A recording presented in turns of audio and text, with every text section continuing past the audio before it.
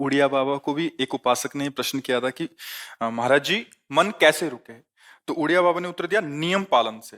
यदि हम नियम पर दृढ़ रहें तो मन हमारा क्या कर सकता है? नियम तो परमात्मा देखता है, हम लोग नियम पर दृढ़ नहीं रहते, इसी से हमारे देश की दुर्दशा है। संध्या वंदन तक का नियम जाता रहा है, भजन करने के लिए नियम की बड़ी आवश्यकता। हाँ, बड़े नियम की आवश्यकता है। तो जैसे प्रातः काल से सायंकाल तक की हर व्यक्ति की अपनी एक दिनचर्या होनी चाहिए। ऐसा नहीं कि आज हम 4 बजे उठे, कल 7 बजे उठे, पर फिर मन को आप कंट्रोल नहीं कर पाएंगे। मन के लिए एक दिनचर्या होनी चाहिए कि हमको 10 बजे सोना है, 4 बजे उठ जाना है, तो फिर 4 से 4:15 नहीं होना चाहिए, 4 बजे उठ जाना, ऐसा नियम बना ले। और उठ करके हमको थोड़ी देर नाम जप करना है, थोड़ी देर हमें वाणी जी का गायन करना है, थोड़ी देर हमें ध्यान, एक अपनी दिनचर्या। फिर हम अपने संसार के कार्य के नियम, जो संसार के कार्य हैं, उनको भी करते हुए भगवान को समर्पित करें। जैसे जो पद में है, जो आपको राष्ट्र सेवा मिली है, जो आपको समाज सेवा के पद मिले हैं, या आपको जो घर की सेवा के कार्य मिले हैं, उनमें बहुत धर्म पूर्वक आचरण होना चाहिए। अगर आप अधर्म आचरण करते हैं, अपने पद का दुरुपयोग करते हैं, तो आप सुबह जग करके थोड़ा माला चला लीजिए, फिर भी आपका कल्याण नहीं होगा, क्योंकि आप अपने पद का, अपने सेवा का दुरुपयोग कर रहे हैं। जैसे हम जानते हैं कि अधर्माचरण है, ये अधर्मी है, हमें पता है दोषी है, और वो हमको कुछ धन दे देता है, और हम उसको मुक्त करवाने की बात सोचते हैं, और जो निर्दोष है उसको फंसा देते हैं। अब तुम चाहे जितना माला चलाने की कोशिश करो या दान पुण्य करो, वो तुम्हारा अधर्म आचरण, वो अधर्म का धन तुम्हें सतमार्ग में नहीं जाने देगा। नियम लेना चाहिए कि जिस पद में है, जिस धर्म में है, जिस कर्तव्य में है, चाहे कुछ भी हो जाए, हम अपने कर्तव्य से विमुख नहीं होंगे। जितना जप महान है, उतना ही कर्तव्य महान है। दोनों बातें समझना है। माला फेरा और इसके बाद बेईमानी, अधर्माचरण, इनका कोई नियम नहीं है कि हमें कैसे चलना है, तो वो माला काम नहीं कर पाएगा, क्योंकि उसका तभी सत्य भाव माना जाएगा माला जपला जब धर्माचरण है। धर्माचरण नियम से। बोले वो बड़े कट्टर नियम वाले हैं, उनको घूस नहीं, आप उनको भयभीत करके नहीं काम करवा सकते, प्रलोभन में काम नहीं करा सकते। ये हमारी गृहस्थी है ना, तो गृहस्थी के पालन के लिए धन चाहिए, और धन के लिए हम धर्म को आगे रखें, धन को नहीं। धर्म को, हमारा कर्तव्य क्या, प्रायः जैसे पूज्य बाबा ने कहा, आज हमारे देश में बहुत दुर्दशा हो रही है। दुर्दशा हो रही, क्यों? क्योंकि सब अपनी जगह से गलत हो रहे हैं। अगर अपनी जगह हम ठीक रहे तो हमारी दुर्दशा नहीं होगी। हमारा भजन कम होगा, लेकिन हम धर्म से चल रहे हैं तो हम विजयी होंगे। हम भगवान को प्रसन्न कर सकते हैं, क्योंकि हमें जो कार्य मिला है वो भगवान का ही कार्य, सृष्टि भगवान का कार्य। जैसे नए बच्चे कुछ वकालत पढ़ रहे थे, तो यहाँ आके प्रश्न किया था कि हम जानते हैं कि वो दोषी नहीं है, हम जानते हैं कि वो दोषी है, पर दोषी हमें पैसा दे रहा है, तो हम वकालत पढ़ी इसीलिए, हम उसको जिताएंगे, तो ये क्या कोई पाप है? तो उनका खुला पाप है। बोले नहीं, हमारी कोई ऐसा कंपनी दो, ऐसा कुछ बोले कि हमारी कंपनी को ये सिखाया जाता है, तो हमको तो ये करना ही होगा, अगर नहीं करेंगे तो हमारी वकालत का मतलब क्या रहा? तो नहीं, वकालत का मतलब अधर्मी को मुक्त करवाना नहीं है। वकालत का मतलब अधर्मी के सबूत एकत्रित करके उसको दंड दिलवाना है, और धर्मात्मा को मुक्त करवाना है। अब इसके लिए आपके पास अर्थव्यवस्था अगर कमजोर भी है, तो धर्म व्यवस्था आपकी पूरी है। धर्म व्यवस्था ठीक है तो परिवार स्वस्थ रहेगा, सुखी रहेगा, भगवान आप पर प्रसन्न रहेंगे। अच्छा, फिर हमने तर्क रखा कि जैसे आपकी बहन के साथ कोई गलत व्यवहार करे, आपको पता है, और वो आपको 10 लाख रुपया घूस दे, तो क्या आप उसका पक्ष लेंगे? नहीं। तो फिर दूसरी बहन के साथ किया है। अब यहां विचार करना है ना, अपने भाई का अगर कत्ल किए हो, मुझे पता हो कि ये दोषी है, तो क्या हम पैसे से उसको मुक्त करने देंगे? लगेगा कि जान की बाजी लगा देंगे, और तुम्हें हम, ऐसे ही एक गरीब आदमी की किसी ने हत्या की है, तो आपका पक्ष बनता है। पर यह ज्ञान कहां मिलेगा? बिना अध्यात्म के ज्ञान तो मिलेगा नहीं। ज्ञान तो इस बात का मिला कि कैसे पैसा कमाया जाए। अच्छा, वो पैसा यदि अधर्म से आया है तो आपकी दुर्दशा कर देगा, आपकी बुद्धि भ्रष्ट कर देगा।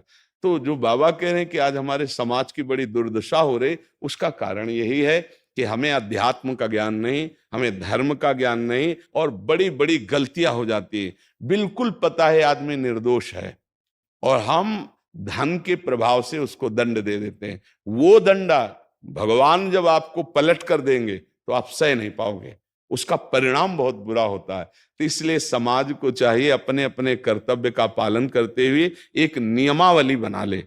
जैसे कुछ दुकानों का नियम होता है कि वहां फिक्स रेट होता है, नहीं होता?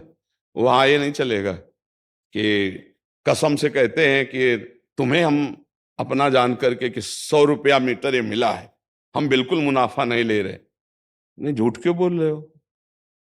दुकान खोले हो मुनाफा के लिए, झूठ क्यों बोल रहे हो? नहीं लेंगे मुनाफा, हम जितने का लाए हैं उससे मुनाफा लेंगे, पर 120 रुपया मीटर देंगे, कपड़ा बढ़िया है, नाप फिट है, इससे नीचे नहीं उतरेंगे, हमें सफाई देने की जरूरत नहीं है कि हम कसम खाते हैं या ऐसा। हम जानते हो ये बिजली है, दुकान है, नौकर लगे हैं, तो इसका मुनाफा लेने के लिए दुकान खोलें, कोई दान करने के लिए तो नहीं। तो सबको पता है मुनाफा लेगा, लेकिन एक फिक्स दाम, उसे 10-20 रुपया का मुनाफा लेकर के हम उसको बेच रहे हैं। लेकिन झूठ क्यों बोले? बोले झूठ के बिना धंधा नहीं चलता। नहीं, ऐसा नहीं है। अब असत्य बोलोगे तो उससे जो आपको मुनाफा मिलेगा वो आपकी बुद्धि भ्रष्ट करेगा, और सत्य है कि मुनाफा के लिए है वही चीज, और आप एक फिक्स रेट में दे रहे, बढ़िया है। अब अगर आप कोई मिलावट करके भोजन सामग्री दे रहे हैं, आपको पता है, तो जो खाने वाले के हृदय में बैठे हुए भगवान है वो तुम्हारे जीवन में मिलावट कर देंगे, तुम्हारा जीवन महान दुखमय हो जाएगा। ये कहां समझा जाता है? एक आदमी सिंथेटिक दूध बना रहा है, उससे कहो ये अपने बच्चे को पिला, नहीं पिलाएगा। फिर ये दूसरे का बच्चा जब पिएगा तो उसकी हालत क्या होगी? दूसरे शरीर में जाएगा तो हालत क्या होगी? वो केवल धन की बुद्धि रख रहा है। एक आदमी घी में केमिकल मिला रहा है, एक ऐसे अभक्ष्य पदार्थ मिला है, वो स्वयं नहीं खाएगा, लेकिन वो होटलों में भेजा जाएगा, हजारों लाखों लोग खाएंगे, बीमारी बढ़ेगी, उसको रुपया से मतलब है। ये चीज, ये दुर्दशा हर जगह धर्म का ज्ञान न होने के कारण फैल रही, नहीं फैल रही। एक मरीज बीमार है, असली दवाओं में पैसे ज्यादा है, नकली दवा लेकर के असली के दाम में बेच देना, उसको बिल्कुल फायदा ना होना। लेकिन परमात्मा देख रहा है, तुम जानते हो नकली दवा है, वो तो नहीं जानता बेचारा, ज्यादा पढ़े लिखे नहीं, किसान आदमी गांव का आया है, तुमने दे दिया और उसने पैसा दिया असली के। अब वो पैसा तुम्हारी बुद्धि भ्रष्ट करेगा, तुम्हारे परिवार में कलह पैदा करेगा और तुम्हारा पतन कर देगा।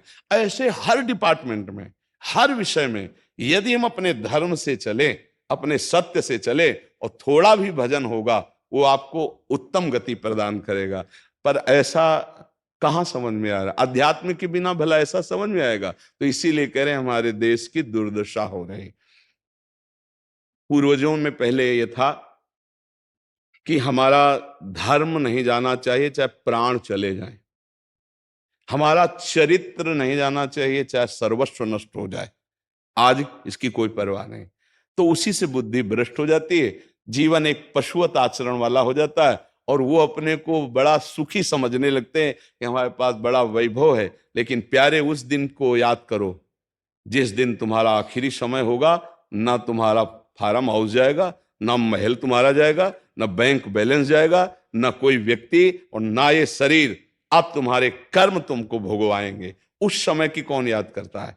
अगर उस समय की याद हो तो भय लग जाए कि नहीं नहीं, पाप नहीं करूंगा, क्योंकि जाना है यहां से। अच्छा, कब जाना कुछ पता नहीं है, किसी भी समय ट्रांसफर हो सकता है इस शरीर से। तो हमें लगता है कि महापुरुषों के जो वचन है कि हमें एक नियम से जीवन जीना चाहिए, धर्म पूर्वक जीवन जीना चाहिए, अपने कर्तव्य का पालन करना चाहिए। जो हमारे लिए कर्तव्य, आज प्रायः धन प्रधान बुद्धि होने के कारण कर्तव्य स्वाहा हो रहा है। एक विद्यालय में विद्यार्थी के लिए जो गुरु पद में बैठा है, उसका क्या कर्तव्य है? वो अपने कर्तव्य को भूला हुआ है। भला छोटे छोटे विद्यार्थियों को, जिनकी नींव पूरे राष्ट्र सेवा में, समाज सेवा में ये बन सकते हैं, अगर उनको हम सही शिक्षा नहीं दी तो उनका पूरा जीवन बर्बाद हो जाएगा। अगर उनको हम गलत सपोर्ट कर दिए तो उनका पूरा जीवन बर्बाद, क्योंकि नया जीवन है। और जगह जगह अपने अपने कर्तव्यों का यदि पालन किया जाए तो पूरा समाज सुखी हो जाए। लेकिन कर्तव्यहीनता आ रही, कोई अपने कर्तव्य को नहीं समझ रहा है। तो यही बात महापुरुष जनों को दुख लगता है कि अगर सब अपने कर्तव्य का पालन करें, धर्म का पालन करें, भगवान का नाम जप करें तो सब सुखी हो जाए। सुख सब चाहते हैं और आचरण दुख वाले करते, इसीलिए सुख नहीं मिल रहा है, परिणाम में हमें दुख मिल रहा है।